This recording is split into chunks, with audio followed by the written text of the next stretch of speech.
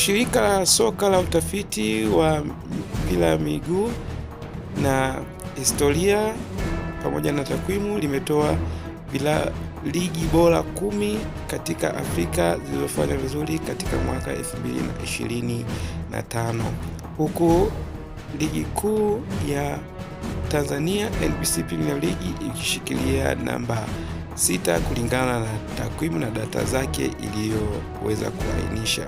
Ligi ya Egypt au Niger ya Misri au Egypt na ligi inashikilia namba 1, huku ikifuatiwa na ligi ya Potola Pro ya Morocco ikishikilia namba 2.